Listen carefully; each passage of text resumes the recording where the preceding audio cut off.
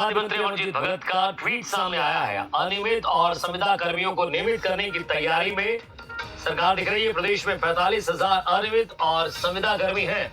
इस बिंदु को कांग्रेस ने घोषणा पत्र में शामिल किया था।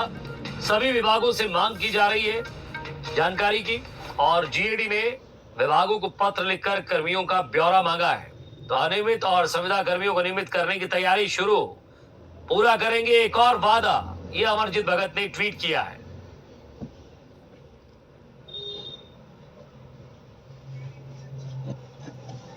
और ज्यादा बातचीत के लिए स्टेट एडिटर आदित्य रामदेव सीधे हमारे साथ जुड़ रहे हैं। आदित्य, सबसे बड़ा सवाल मेरा यही रहेगा कि इसमें लंबे समय से मितानिन है, साथ ही साथ उनकी अपनी मांगे हैं, शिक्षकों की अपनी मांगे थी, जो अनियमित कर्मचारी थे, साथ ही साथ वो लोग थे जो आंगनबाड़ी में रहकर खाना बनाते हैं, उनकी भी अपनी मांगे थी, रसोईया संघ की।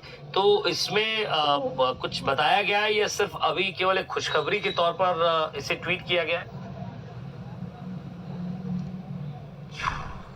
बिल्कुल, देखिए विजय जी, मुझे बहुत अच्छे से याद है कांग्रेस का वो घोषणा पत्र, जिस घोषणा पत्र ने कांग्रेस के रुख की तरफ जनता को अपने आप मोड़ दिया था। उस घोषणा पत्र में ये भी एक बहुत महत्वपूर्ण बिंदु था कि अनियमित और संविदा कर्मचारी जैसे ही सरकार आएगी कांग्रेस की, उन्हें नियमित कर दिया जाएगा, उन्हें रेगुलर कर दिया जाएगा। 45,000 से ज्यादा ऐसे अनियमित संविदा और अनियमित कर्मचारी हैं जो अभी फिलहाल एडॉक में हैं, उनको रेगुलर करने की सरकार तैयारी कर रही है। जीएडी ने इस बाबत जो है सभी विभागों से तत्काल जो है इंफॉर्मेशन देने के लिए कहा है। और आपको याद होगा कुछ दिन पहले ही राजस्थान सरकार ने भी अनियमित कर्मचारियों को, संविदा कर्मचारियों को नियमित किया है। उसके बाद ये तय माना जा रहा था कि राज्य सरकार भी जल्द से जल्द निर्णय लेगी। हो सकता है 1 नवंबर को राज्य, जिस दिन स्थापना दिवस है, उस दिन ही मंच के माध्यम से मुख्यमंत्री इसकी घोषणा करें, क्योंकि ये बड़ा मूव होगा कांग्रेस सरकार के लिए। क्योंकि काफी संख्या में संविदा कर्मचारी थे जिनको आस थी पिछली सरकार से, तो आस वो पूरी नहीं हो पाई। सरकार से आस थी कि जैसे ही सरकार सत्ता में आएगी उनकी ये मांगे पूरी होगी, और निश्चित तौर पर अगर ये मांग पूरी हो जाती है तो 2023 के चुनाव के लिए कांग्रेस के लिए एक बड़ा तुरुप का इक्का, मैं कहूंगा, इसे सीधे तौर पर होगा। फिलहाल सभी विभागों से जानकारी मांगी जा रही है और यही उम्मीद जाहिर की जा रही है कि बमुश्किल हफ्ते या 10 दिन में इसकी घोषणा जो है मुख्यमंत्री कर सकते हैं। जी, बने रहिए आप आदित्य हमारे साथ। एक बार फिर से हम दर्शकों को बता दें कि एक बड़ी खबर छत्तीसगढ़ से निकलकर सामने आ रही है। खाद्य मंत्री अमरजीत भगत ने एक ट्वीट किया है, लेकिन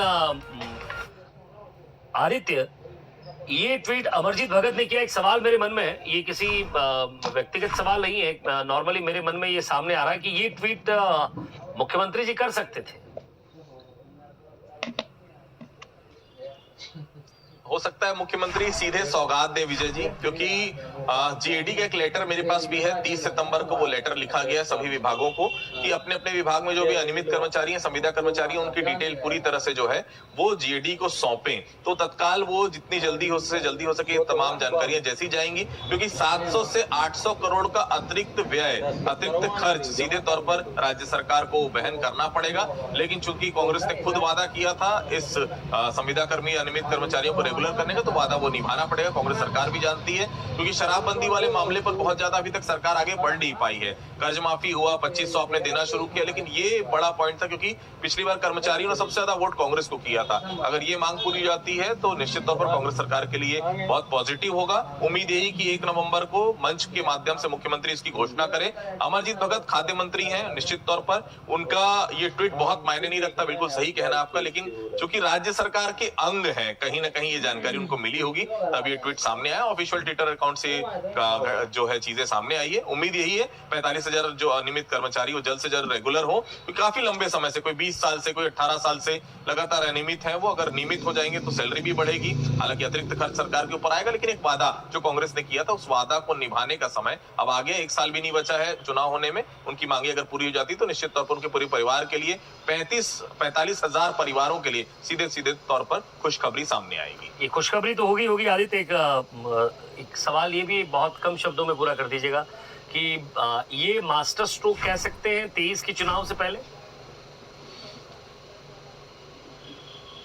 बिल्कुल 100%। 2500, उसके बाद पहले कर्ज माफी, फिर 2500, उसके बाद ये संविदा और अनियमित कर्मचारी, ये अगर रेगुलर हो जाते हैं तो 45,000 परिवार है सीधे तौर पर विजय जी। और इन परिवारों के साथ जुड़े अगर जी। 10-10 लोग भी अगर एक परिवार के साथ जुड़े तो आप देख सकते हैं कितना बड़ा एक समूह हो जाता है जो सीधे तौर पर कांग्रेस की तरफ मूव कर सकता है। बहुत बहुत शुक्रिया इस तमाम बातचीत के लिए। और इसके बाद रिएक्शन एक्शन क्या होता है इस पर भी जरा नजर रखिएगा, क्योंकि बीजेपी इसको लेकर क्या कहती है, क्योंकि अब उसकी मुश्किलें इसलिए बढ़ जाएंगी कि आप क्या वादे लेकर जाएंगे जनता के बीच। तैयारी और ज्यादा आपको मजबूत करनी होगी। बहुत बहुत शुक्रिया आदित्य इस तमाम बातचीत के लिए।